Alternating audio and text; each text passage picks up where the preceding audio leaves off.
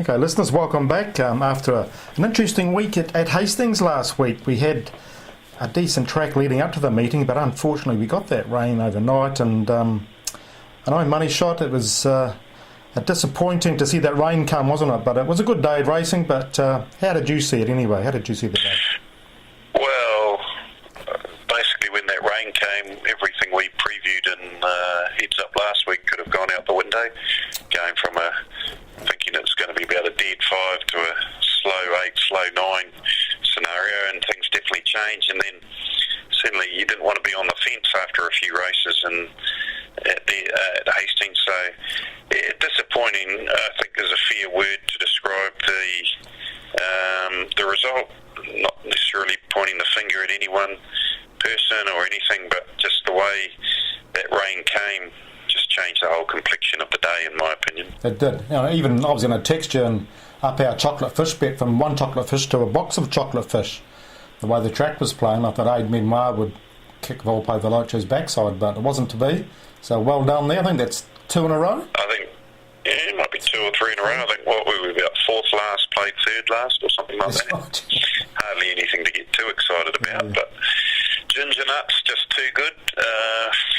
Certainly the 3-year-old crop of last season are putting their hands up, aren't they? Bonnevale already winning group race in Australia. Ginger Nuts a group 1 here, so good to see those 3-year-olds carrying on against the older horses that wait for age. Yeah, definitely. And out of that Windsor Plate, Vox Stock and Barrel, I know Vinnie Colgan on weigh-in said all he wants is a decent track in the Livermore, and with that inside probably being the place to be, you'd think, next time, unless that rain comes again. He's got to be hard to beat, doesn't he, in the Livermore, back to 2,000 metres or 2,040 metres? 2000's his go, a firm track's his go, and he's won the Rosehill Guineas as well as what Ginger Nuts has done. So he's a class horse, won Group 1 weight for age race over 2,000 in the past as well. So and even he'd be right up there. I don't know. I was going to say, I don't think Ginger Nuts deserves to be a $2 shot, but he'll probably pay less than that on the day, just given the cult following the horse has with his big group of owners and their friends all getting involved. And so you'll probably get $6 Volk Stock and Barrel on the day, I'd say. Easy, probably, yeah. But no, looking forward to that next weekend. And the forecast looks pretty good too, so hopefully it stays that way. Rightio, I'm back with a preview of a couple of races in the weekend in a sec. Part 2 now, listeners, and parental warnings for this part. There might be swearing and bad language involved. Just a warning there, but we'll kick off with the Mitchelson Cup, race 4 at Ellerslie on Saturday. Just a 6-race card at Ellerslie. It's going to be survival of the fittest again, I'd say, Neil. Might not be quite as bad as Great Northern Day, but still, you need a fit horse to be able to handle those conditions. Yeah, sure do. That will present tomorrow, and You Want More looks like it'll start favourite in the Mitchelson Cup this year.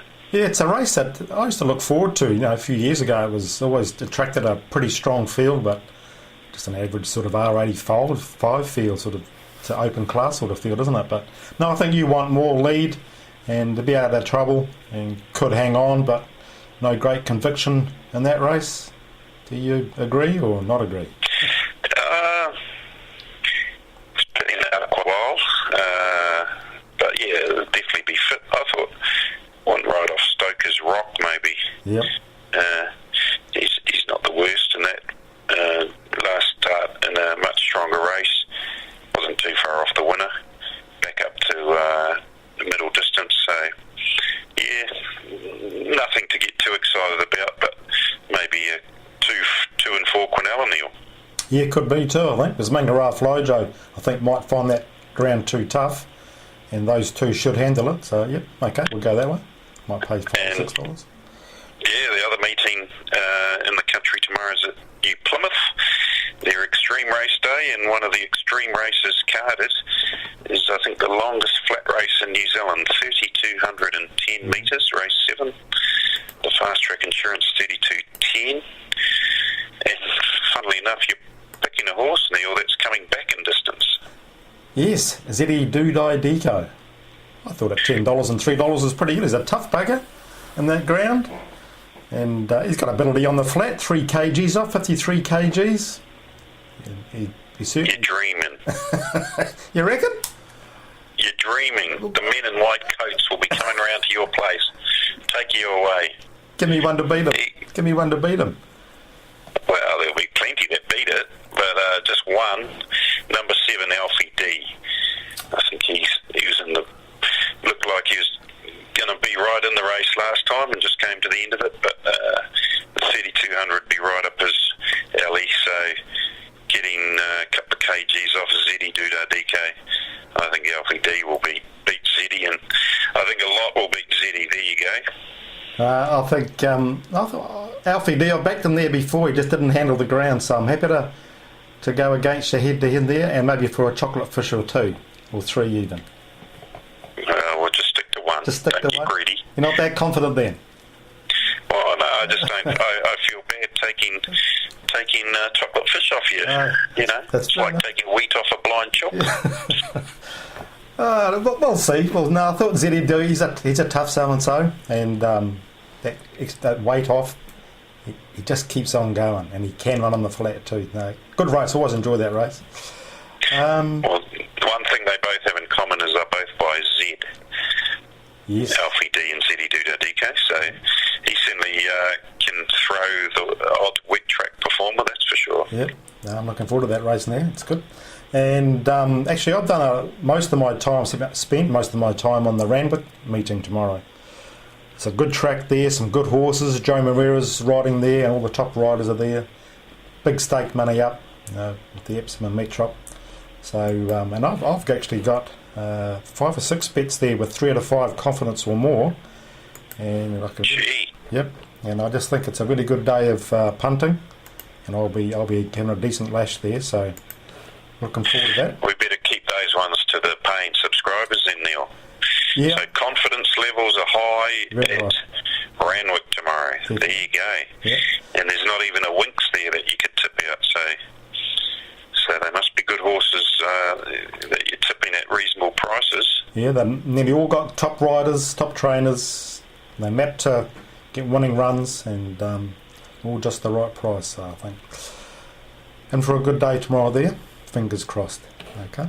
Nothing else on tomorrow. We've got nothing else at Melbourne and Caulfield. We've got Bonneville racing on Sunday against Hartnell. An interesting race. They're going to ride Hartnell just off the pace, and that long straight. I think Bonneville is quite capable of giving him a fright, isn't she? Well, the way she went first up, you wouldn't put anything past her. Yeah. She's stronger. Yeah. Mm. It's 3 kgs in her favour off Hartnell, so it could be a good guide to the Caulfield Cup coming up in a few weeks' time. Yeah, too right. Okay. And we'll back with part 3 in a moment with maybe a look at the All Blacks game and the NRL final. Looking forward to that. Okay, back with the sports preview and the money shot. You would have been happy last night when your favourite team beat my old favourite team, Tasman, last night in the rugby after a good start for you in the weekend.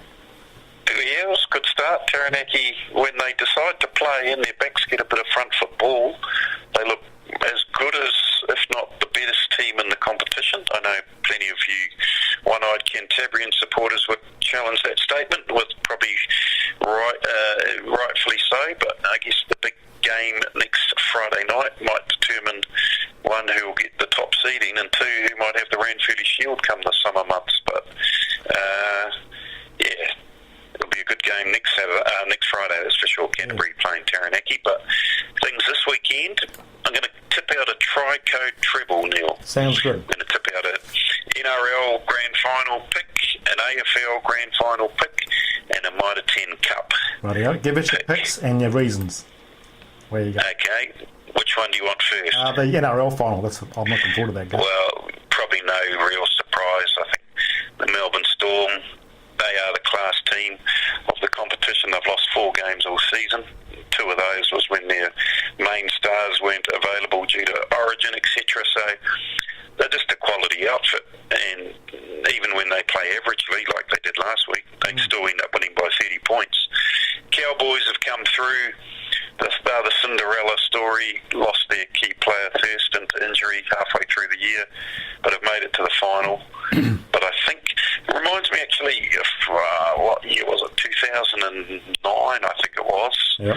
when Parramatta got through to the final against the Storm, thanks to Jared Hayne basically, but come that final, the Storm just too clinical and put the Eels away, and I think the Storm will do the same to the Cowboys and cover that 9.5 point start.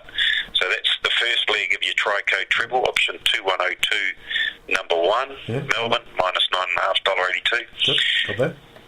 The first game in a chronological order will be the AFL Grand Final, which starts at 5:30 tomorrow afternoon, where the Adelaide Crows take on the Richmond Tigers, the team that everyone loves in Melbourne, sort of the battlers team, and they've got to their first grand final in 35 years. But they won't be coming up trumps, unfortunately, Neil. Adelaide, the old saying, too big, too strong, got all the parts of the park covered in class players. Yep. Yes, Richmond have the Brownlow medalist Dustin Martin, but other than that, I think Adelaide will be just too good for Richmond, so get on Adelaide there. They'll cover that 1 goal start or minus 5.5. So that's option 2305, number 3, Adelaide minus 5.5 at $1.87. And then you'll have to wait. Sunday the league final is on, but before that there's a NPC game in Wellington where the Wellington Lions take on Otago, and giving up 12.5 points, and I think the Lions will cover that. Otago coming off a loss on Wednesday, having to back up quickly. Wellington are just on a roll, just steamrolling all their opposition with an 8-day gap. They'll be fizzing, ready to go, and at home they'll put Otago away with ease. So that's option 2403, point start. Number 1, Wellington minus 12.5 at $1.82. So you put all those in a multi-Neil and you'll get about $6.20 for your dollar. Well, that sounds good. No? Which one would you be most confident of those three? The Storm. Storm. You'd think so, wouldn't you? Yeah. The way they... Yeah, just class players in the right positions, well coached, just clinical, and the best defence. So, yeah, you wouldn't think the Cowboys will score more than 12 points. I wouldn't think so. I think the Storm have easily got 22 or 24 points minimum in them. So, yeah, the Storm will cover, no problem there. Yeah. Good. I'll be taking my horse sports multi. It will be Happy Clapper in the Epsom at $3 into the NRL minus points. There's an All Black game as well too, we should mention. It'll be interesting. Yeah. Yeah, I think it's about 11 o'clock Sunday morning, unusual time with daylight savings and then playing in Argentina. But on a dry pitch with the sun on their backs, the All Blacks should be way too good for Argentina, despite them naming, I guess, a slightly understrength side. But the back line looks pretty explosive to me, and we've always said Argentina struggle in the last 20 minutes of a game. We saw that against the Wallabies last time. They managed to keep it close at New Plymouth due to the underfoot conditions being a little on the damp side, but on a good one track, which it should be in Buenos Aires, without too much watering, get on the All Blacks to cover the 21.5 point start. 22.5 now. Or was it 22.5? There you go. $1.82. Move. It is. Okay, let's write that down. Option 1923, number 4. Oh, looking forward to the game. 11:40. It's about the same time last week I watched the boxing too with Parker. I thought he boxed a lot better, and that was a good fight. I enjoyed that. But, did you watch it? Did you back him? No, I was driving back from Hawke's Bay, so I missed it. Oh, no, I didn't have a bet. I just watched it. It was really good. It was about $1.75, wasn't he? Something like that, $1.70. Yeah, $1.60 when I looked before the game, but then he got out to $1.85 with about 2 or 3 rounds to go. But, okay. Yeah, head to head. So that was a good fight, and I think he will improve off that. So time will tell. Okay, nothing else in sports you want to mention before we go on to part 4? No. It's, well, I don't know if you've seen, Neil. There was a punter in Australia who took a couple of separate bets right back in March, taking the Melbourne Storm to win the grand final, the Richmond Tigers to win the grand final, and Dustin Martin to be the Brownlow medalist. He wrapped that up with ease in the awards dinner on Monday, and I think he spent about $180 or something like that. Yeah. He cashed out at 500 if he had to let them ride. He was up for something like 250 odd grand or something like that. Let me find that. It's one of those classic stories of let it ride, don't cash it out. That's right. But let me find the exact. There we go.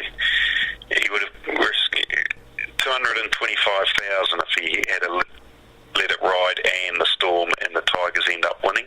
But he cashed out for $498. Gee. Why? Why would you do that? And when you're such for, Might have needed to pay the power bill or something. You never know, do you? You never know. Okay, back to part 4 in a sec. Part 4 now, listeners, and there's an old saying, Neil, you're never too old to learn something new, and I'm going to learn something new in this segment, and I'd say a lot of people will learn something courtesy of your very, very clever, ingenious mind. No, it was interesting on Wednesday at the Greyhounds. In the last race, I was watching the tape there, looking to have a bet, and a dog there was called Mark Me Good in the last race on Wednesday, the Wanganui Greyhounds. And suddenly he went from $3 or $4 on the tote to $1 it was on the win tote. And everything else obviously ballooned out to good prices, and it closed up. He actually ended up closing at $1.40 on the tote. Second favourite was paying $9, and the rest were paying $10 or more, up to $40 odd. So, and the dog got beaten. So it does seem to me there's a bit of tote manipulation going on. You'd know better than me, Money Shot, about what can happen in the Australian markets. Yeah, two things could have happened, I'd say. Someone could have accidentally, instead of putting 100 to win on it, or 200 to win, put 2,000 by mistake on their account. I think we've all done that when we've added an extra zero without knowing. Yeah. Or someone could have had a bet on the basis that they'd have a best tote bet at a fixed price with one of the Aussie corporate bookmakers, so they don't have to spend a couple of grand to bring the tote price down, and then they can back the other dogs that they really like at fixed tote prices, if you know what I mean, to get a good collect. So it looks like they achieved that, if that was the case. So interesting. What it was. But more importantly, though, what I've learned from this little exercise is that you can go back to any race on any day, and you can see the closing tote odds, and the Quinella will pays and the Quaddy will pays for any race. Doesn't matter how long ago it was. I always thought after the race had been run and we'd moved on to a new day, all that information was lost, other than the result, obviously, which always stays on the TAB website. But do you want to explain how people can do that, Neil? Yeah, simply if you just go up to the address bar of where the website address is, like www.tab.co.nz/racing/ and you've got hashtag, then you've got the date 2017-09 and you put the date of the meeting in, which on this case on Wednesday at the Dogs was 27, then dashed, and the meeting number, which you can get from the results page. So it was meeting 3-R15, or lowercase r 15, or any race, R1 or R5, whatever you want. And up comes the meeting. And you can even go back to so you can actually see that. Yes, so if you go off take a quaddie and you go off fishing and you come back the next day and you see you had the first 3 legs and your horse ran second in the 4th leg, you can go back and see what would have that quaddie paid on the wheel pays, etc. I never knew that, Neil. You've taught me something very good to know. That's handy information. That's right. You can go back and see the wheel pays. So that is handy to know. And the other thing was that you taught me was, for example, if you used to look at the jockey's odds, you used to be able to click on the jockey's name. I'll just do this for example now, like at Gore. Samantha Wynne, you're looking at her, click on her name, and before used to come up all of her rides, but now it doesn't. So what you've got to do is, what are we going to do, Money? So it will come up with the overview tab, so it will just show the horses more detailed sort of form, etc. But the next tab over from overview is jockey. So if you then click on jockey, you will get all the runners that Sam Wynne in this scenario is riding, her career stats, her season stats, course stats, and how many times she's been suspended and how many rides since her last win. So in the old days you could do it on 1 click, but now you got to do it on 2. But not a major, and I know this isn't a major either, but I just don't like the new format when you click on the horse's name or a jockey's name and you get into that extended form. The colour, the format, the fonts, bring back the old one, I say. They've left the same font for that main page for each race, but when you delve in deeper, they change everything and it just doesn't look good to me. Yeah, no, I agree. It just doesn't look right. And they have the other horses down below, which you don't need on there. You just want the information for that horse. Correct. And with those things as well, the Aussie form, you often click on an Aussie horse and you won't get the finishing time of the race. The race times, you have to go to the PDF file or the Aussie sites to get the actual time of the race, which it's only a minor thing, but information should be there.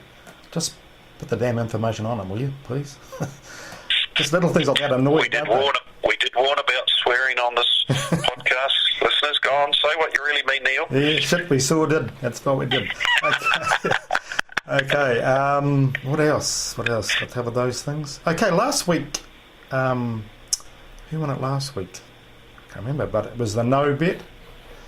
The quiz question. Did Excellent win the second leg of the Windsor Park? Well, I think back then it was maybe even the Stony Bridge, I think, that year. No, he only ran in the Mudgeway and the Kilt of 2005. Missed the second leg deliberately.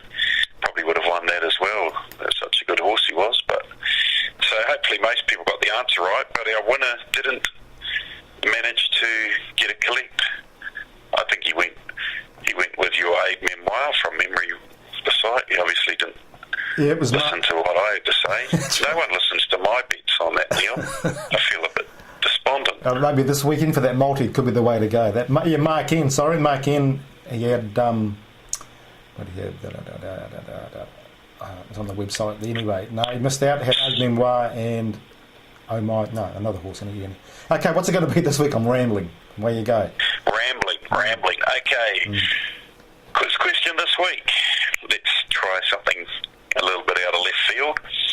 We mentioned Saturday at Pukekura Raceway is Extreme Race Day.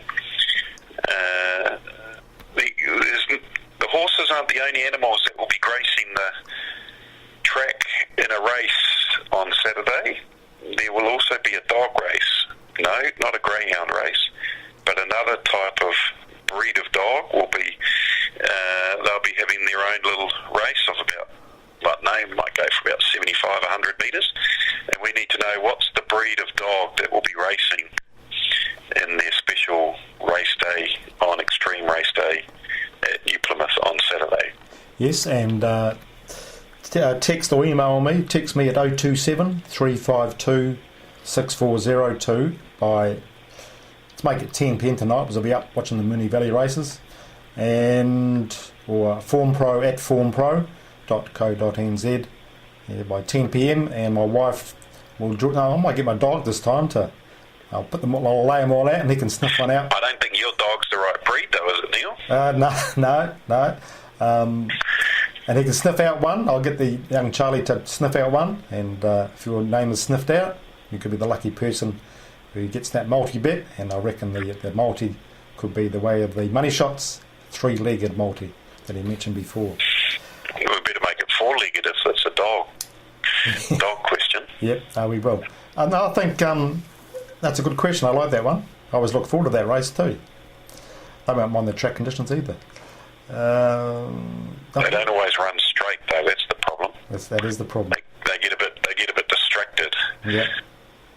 I bought a book by Mark Vetty this week, that guy on TV who trains up dogs. So I'm trying to train my dog not to jump up on my lap all the time and do as he's told. So I'll report back in a few weeks how it's going. Don't forget the Form Pro ratings and sectionals are free on a Monday for the dogs, and that's proving very popular. It's the last week, I'll make Monday the last day for the sectionals for free, and after that you've got to pay for them. They do take a long time for us to do, so we can't do them for free. So a lot of users are doing very, very well off them too, and found it really interesting. So anything else you want to touch on before we wind up? All I want to touch on, Neil, is let's just hope we get some sunshine over the next few weeks. Consistent sunshine, no more rain, tracks can dry out, the good horses can come out, and we can all enjoy ourselves. Yeah, it's interesting. The guy, the track manager at Randwick, was saying they've had a real problem the last month with the weather. Just had no rain. So too dry. Yeah, too dry. Completely the opposite. So just amazing the contrast in the countries, eh? But anyway, no, good racing in Australia, Saturday and Sunday, and great sport. So, and Monday, if you're working Monday, it's a bugger. But anyway, try and get a sleep in Monday to recover. But anyway, have a good weekend of punting and make plenty.